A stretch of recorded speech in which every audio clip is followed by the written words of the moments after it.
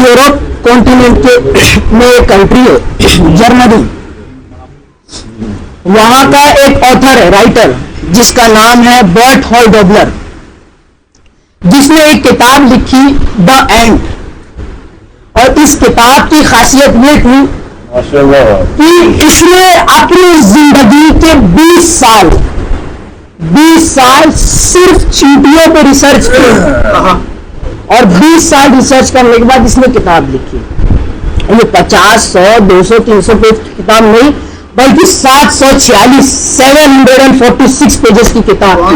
इतनी मोटी किताब, इसने 20 साल रिसर्च की। ये जंगलों में रहा, सहराओं में रहा, इसने रिसर्च की कि समुद्री इलाकों की चूंटी कैसी होती है, मैदान में रहने वाली चूंटी कैसी होती है, जंगली चूंटी कैसी होती है, रेगिस्तान में रहने वाली चूंटी कैसी होती है, ठंडी इलाकों में रहने वाली चूंटी कैसी, इक्वेटोरियल चूंटी कैसी होती है, इनकी खुराक कितनी होती है, इनकी नस्लें कैसे चलती है, इनके कबीले कितने होते हैं, वगैरह वगैरह। 20 साल सिर्फ ये रिसर्च किया, सिर्फ 20 साल लगाए ये रिसर्च किया, और इतनी मोटी किताब निकाली जिसका टॉपिक सिर्फ एक चूंटी। 20 साल रिसर्च किया। इसकी किताब लॉन्च हुई मार्च 1990। जनरली किसी भी किताब के लॉन्च होने के 3 से 5 साल बाद ही उसे कोई मतलब अवार्ड के लिए नॉमिनेट किया जाएगा या अवार्ड मिलेगा, लेकिन ये किताब लॉन्च हुई है मार्च 1990, और अगले ही साल 1991 में इसे Pulitzer prize for general non fiction में अवार्ड मिला। यानी इसकी रिसर्च बहुत रेयर, बहुत ज्यादा दुनियाई तौर पे बहुत बड़ी रिसर्च मानी गई कि ये बंदा, किताब लॉन्च हुई, मार्केट में आई, तहलका मच गया कि लोग हैरान कि ये बंदा इतना बड़ा रिसर्च फिलोसफर कि इसने 20 साल सिर्फ चूंटियों को देखते निकाल दिया। 20 साल सिर्फ चूंटियों को देखते हुए निकाल दिया। नजफ के एक आलिम दीन ने उसे इमाम अली का खुतबा भेज दिया जो 1400 साल पहले अली ने कूफे में दिया था। उसने वो खुतबा पढ़ा, अपना सर पीटा और कहा कि काश मैं ये खुतबा पहले देख लेता, 20 साल बर्बाद न होते। मैं इन 20 सालों में कितना बताया कि चूंटियों की नस्लें कितनी है, ये सदियों पहले बता करो कि चूंटियों की जिस्म में रगें कितनी है।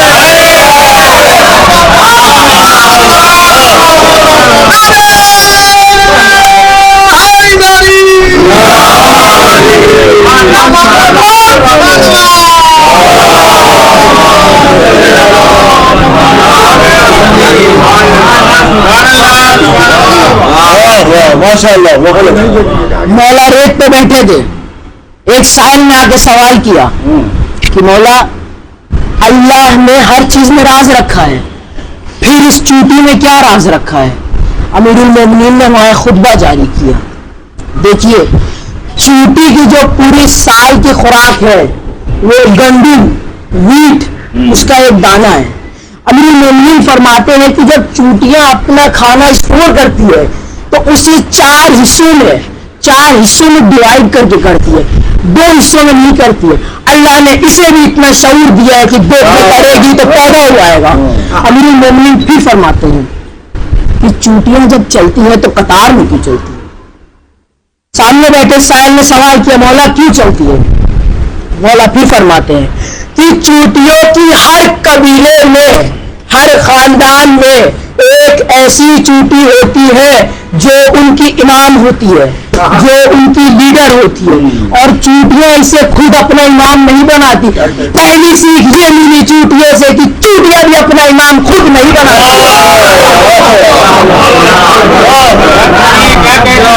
अल्लाह एक खास तरह का लुआब चूंटी में पैदा करता है। अब जब भी वो खास लुआब वाली चूंटी आ जाती है तो कबीले वाले समझ जाते हैं कि अब ये मेरा इमाम है। अब वो चूंटी जिसकी मुंह में खास तरह का लुआब है वो दाना लेने कभी नहीं जाती, वो अपनी जगह रहती, उसके हिस्से का दाना कबीले की बाकी चूंटियां ले आती है। फिर मौला फरमाते हैं कि जब उस जगह की हिद्दत सर्दी की वजह से या गर्मी की वजह से उन चूंटियों के रहने के लायक ना हो, और ये बात साइंस ने भी प्रूव की है कि जब भी जमीन पे कोई हरकत होती है तो सबसे पहले अंदर रहने वालों को मालूम होती है और ये पहले ही अलर्ट हो कि अपनी जगह छोड़ देते हैं। मौला फरमाते हैं کہ زمین پہ ہوتی ہے، پہلے ہی لوگ الرٹ ہو گئے، پہلے ہی انہیں معلوم پڑ گیا. پھر مولا فرماتے ہیں کہ جب اس جگہ کی حدت سردی کی وجہ سے یا گرمی کی وجہ سے رہنے لائق نہ ہو تو اب باقی چوٹیاں نہیں اٹھتی ہے، اب وہ امام اٹھتا ہے، اب وہ امام ہوتا ہے. دوسری سی چوٹیوں سے یہ ملی کہ جب بھی ہجرت کرے امام ہی کرتا ہے. اب وہ جو امام چوٹی ہے وہ اسے پتا ہے کہ اس کے قبیلے کی تعداد کتنی ہے، اسٹرینتھ کتنی ہے، اور وہ کس کس جگہ میں رہ سکتے ہیں، کہاں کہاں سروائیو کر سکتے ہیں. اب یہ امام چوٹی جس جس جگہ سے بھی گزرتی ہے یہ اپنے خاص طرح کا لعاب وہاں پھینکتی ہوئی گزرتی ہے، اور اگلی جو بھی جگہ اسے مناسب لگے یہ وہاں جا کر بیٹھ جاتی ہے. اب قبیلے کی باقی چوٹیاں اس لعاب کو سونگتی ہوئی قطاروں میں چلتی ہے. تیسری سی چوٹیوں سے یہ ملی کہ اگر اپنے امام کے راستے سے ہٹی تو بھٹک جائے گی.